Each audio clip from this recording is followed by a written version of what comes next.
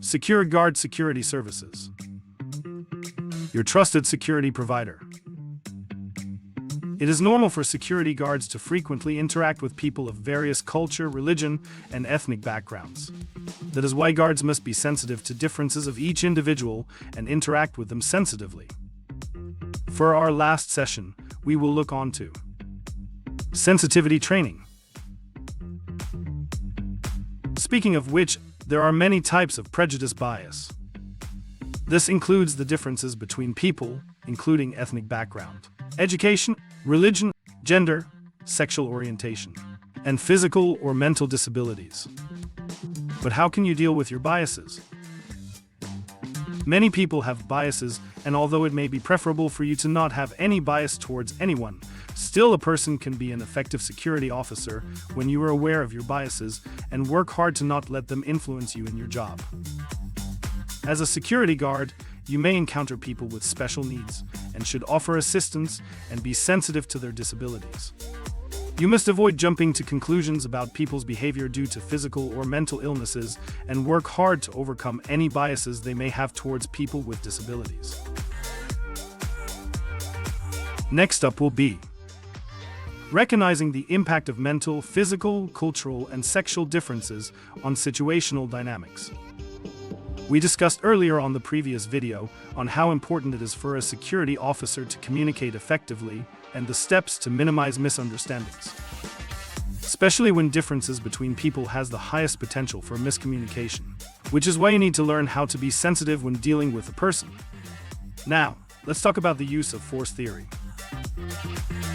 You must be aware of the circumstances in which you are legally allowed to use force and the appropriate amount of force in order to avoid criminal charges or civil lawsuits for excessive force. You might ask, what is a reasonable force? Reasonable force means use of the minimum amount of force necessary to achieve the lawful purpose and should only use force as a last resort. Be aware of when you are allowed to use force and how much force is justifiable in order to avoid criminal charges or civil lawsuits. There are two ways where you can legally use force. These are self-defense and defense of property.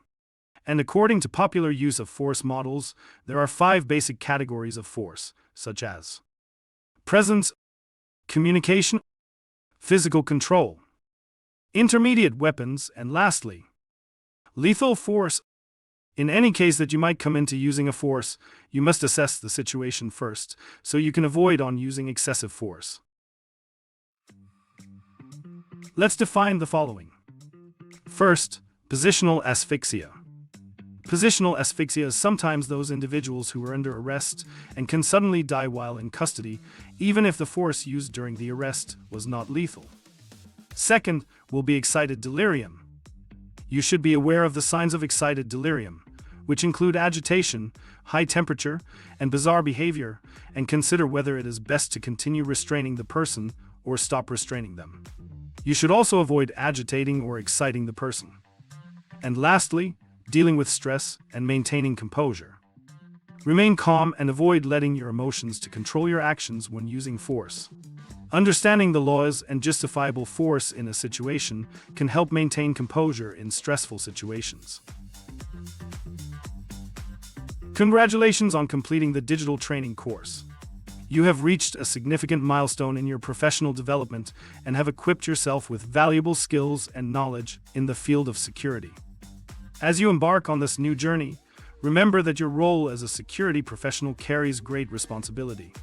The skills you have acquired during this course will enable you to protect and safeguard people, assets, and information in a rapidly changing digital landscape.